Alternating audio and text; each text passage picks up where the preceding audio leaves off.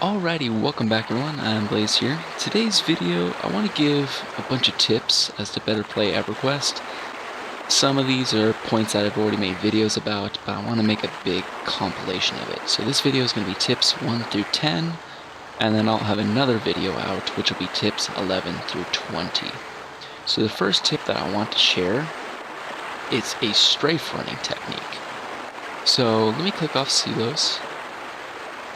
So watch my velocity, 39. So when I'm running in a straight line, it's 39. And that's because of AAs I have, from run speed boost to AAs. But oftentimes when you're lower levels and you get overwhelmed by mobs and you're trying to run away for your life, running in a straight line is not fast enough to save you. So one of the biggest tricks that you can do is strafe running. What I mean by that is if you hold down right click, you'll see my cursor go away. And you press the forward key and left or the right key. So my speed in a straight line is 39, and if I hold strafe, it goes up to 42. So you're able to get a little bit of extra speed if you do some strafe running. And that is usually just enough to get you away from mobs if you're running away. It also means to go faster than your normal speed, so with the silos I can go 81, but if I strafe I can eke out an extra little point of velocity up to 82. And this is the primary means that bards do swarm kiting. So on Project 1999, bards will they'll turn off all their run speed buffs, and they'll do an auto lock strafe, and they will sort of run around in circles. They tight in to get their AoE dots on a bunch of mobs. And this is a means to always keep yourself sort of out of range. Alright, so this next tip has to do with levitation, or if you're underwater. So say if you're really high up in the air like this, there's a way to get down very quickly, and that's by pressing the N key on your keyboard. So if I get up high and I press the N key, you'll see it drops me down instantly. And another nice thing that you can do with this is, say if you're over water and you want to swim down, you can just press the N key as well, and it will drop you down just in place. You don't have to actually do something like this, where you twist your screen and look down. You still have to move forward to do that. You can just press the N key and it will cause you to drop down, and that is how you do it. Okay, so now this next trick has to do with corpses littering your screen. So I'm going to kill these really quick. Yeah, let's get all these dead.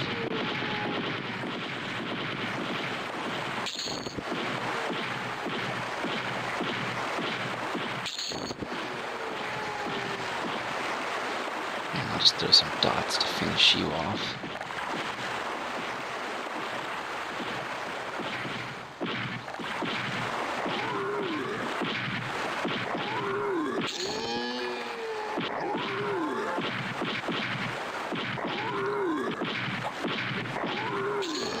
Okay, so you see all these corpses on the screen? So oftentimes when you're grouping, it can get kind of ridiculous. You'll have so many corpses in one little spot. So there's a command that you can do. I actually have it here. You can do /hide corpse, and there's a couple different variations on it. You can do /hide corpse all, and it'll make all corpses away. This one, always NPC. This basically makes any mobs disappear. Let me click it. That corpse, see, it disappeared. So you can do that. Let me run up here. I'll show a better example. There's this group that were killing a bunch of mobs. So right now you can see no corpses, right? Hide corpse off. And look at that, there's so many corpses just littering the ground right here. So with this command, you can mean you have a way to get rid of a lot of junk corpses that are on your screen. I think some other variations you can do all but group, so you can hide all corpses for everybody except for group members that are dead. There's another one for all that are, it's something about looted, all but looted, so you can hide corpses of mobs that have already been looted, but the ones that have yet to have been looted are still up. So that's the hide corpse command. Okay, so the next one is a way to determine what guild someone is in. So sometimes people go anonymous and you can't tell if they're in a guild or not, or even what rank they are. So there's a command, a slash command, if you select a target and you do slash guild status, it'll tell you what guild they're in as well as what rank they are in, even if they're anonymous. So this guy right here, if I con him, he's anonymous. Slash guild status, and this guy half healer. Okay, so he's not in a guild. He's anonymous, but he's not in a guild. So that's a way to figure out what guild someone's in, especially if you see someone doing sketchy and they're anonymous. This is a way to figure out who they are. Okay, so this next tip is a way to cut down on clutter on your screen, especially with names. So on raids, it'll get really ridiculous. You got 72 people in a raid and you got their full names popping out. It really overcrowds your screen really quick. So this is something I always use. So there's these command /show4 shows a person's entire name and guild tag and all that, any special titles that they have. If you do /show1, it'll just show their first name. That's all it'll show on their screen. Won't show their guild tag or any of their extra titles. And if you do /show_off, it'll turn off all character names. So I use this on raids all the time just to eliminate a lot of the name clutter. If in groups, I like to just do show/1 just so I can see the people's names. And most of the time I don't have /show_off or the full titles on. But yeah, that's what it is. So hopefully that helps out for people to eliminate a lot of the name span on their screens. Okay, so this tip has to do with quickly selling everything in a bag with just one single click. So what you want to do is you want to go up to a merchant and check your bag. You want to make sure you got nothing in here you don't want to sell. So worker sledgehammer, that's no trade, that won't sell. Singing steel helm won't sell. Okay, so this bag is almost good. This is a little extra trip, so I want to sell this in the bazaar. So you can either typically put an item into your shared bank and get that on your bazaar tune. Yeah, you can put it just in your shared bank, put it in there. Or what you can do is you can parcel it to your bazaar tune. This is a feature on live servers where you go to these special parcel NPCs, and if you click an item and you type in the name of your parcel guy, so mine is Aeodorian Bank, and click send, it'll send the item off into their mail, I guess you would say. You can also send currency via this way, so say I want to send my banker 50 platinum. Deposit the cash and send. And that's all it is to that. But say, okay, now I got my bag cleared. I really don't have anything in here that I'm concerned about losing. So what you want to do is you want to click this bag. Click the bag that you're interested in selling the stuff from, but be very careful. Again, make sure there's nothing in here you don't want to sell, because I accidentally sold stuff that was worth, this is worth like 3 to 5 chrono. I sold my Breath of Harmony, which is worth 5 chrono probably now. You know, those are not easy items to come across, so make sure you do this right. Select the right bag, and then if you look at here, it'll tell you, okay, so if I sell the contents of the bag, it'll give me 137 platinum. So if I click sell, it'll do a confirmation, and bam, that bag is cleared of contents. So that's how you do a quick sell feature. But be very careful. I think where I messed up was I had all these bags that looked the same exact thing, and it was kind of, you can't differentiate. It's very difficult to differentiate what specific bag of these I'm selling from. So be careful about that. Alright, so I'm chilling here with COVID vaccine in in Plane of Knowledge. Kinda cool what they did with the anniversary. I think there's all these placards up on, yeah, big signs. So anyways,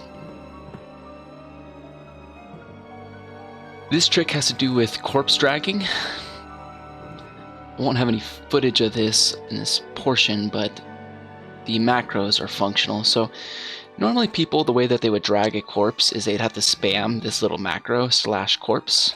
You just keep clicking that, and as long as you're in range, it'll drag a corpse behind you. But there's a way to make your life even easier. There's another command called /corpse drag that'll basically automatically drag a corpse for you. You don't have to keep clicking /corpse. Instead, it'll drag it for you. Now, you can only do 2 corpses at a time. You can only drag 2 corpses at a time. And it's a little confusing on how you stop dragging a corpse. And that command is /corpse drop. So until you do /corpse drop when you target that corpse, it will still keep following you until you use this command. So, okay, so this next tip, again, no footage for it, but the concept still works. This is what's called ranger ports. So if you do /care, it tells you where your bind points are. So if I click origin, I'm human that was created in Freeport, I'll get sent to Freeport by origin, but I'm bound in Plane of Tranquility. If I were to get killed, I would get sent to Plane of Tranquility. So there's a way that you can get a free port back to your bind point without losing any experience at all. If you duel someone and you get killed, you won't lose any experience, but you'll get sent to your bind point. So this is a means, it's called ranger ports because rangers would duel people, intentionally die in those duels, so they could get teleported back to go sell or something. It's a really easy means, especially during, say, before Plane of Knowledge. It's a very easy means to get around Norath. I used this to great effect when I was doing the Ranger Epic, where what I did is I had my Ranger bound at Feronia Vi, and I would duel people to die so I could get back to Feronia Vi. So it was just a quick run from the Firepots and Timorous Deep so I could get around Norath very fast. That was the trick that I did. And this is not just exclusive for Rangers, any class can use this. It's typically better though for melees because caster classes can bind, whereas melees are just kind of stuck. All you got is origin and then dying. That's your quick ways to get around. Okay, so this next tip has to do with changing the size of the text that's in one of your windows. So all you have to do is right click on a window and make sure that you have always chat here selected. And the way that I can change the font size of the text here is if I do /chat font size, and you can do anything from 1 to 5. 1 is the tiniest. Yeah, that's super tiny. And if I do /chat font size 5, it'll be the largest size. I typically like to go with 4. I like to do chat font size 4. So that's a means of which you can quickly change the font size of any one of your windows. Just make sure that you have always chat here selected when you're trying to change the font size of a specific window itself. Okay, and now this is the final tip. This is a way that you can quickly sort out prices for your trader and bazaar. This is pretty much the best single tip you can possibly use for the bazaar. It's a huge time saver. So I'm going to go to the parcel merchant in the bazaar, pick up these items that I sent from Aeonic. Let's put some money away. And what I'm going to do is get set up in a trader area.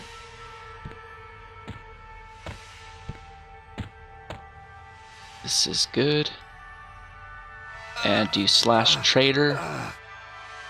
And then I'll bring up this window, and if you do begin trader, you'll start to sell on the bazaar. And now, If you want to check what the price of an item that's in your inventory really quick, all you have to do is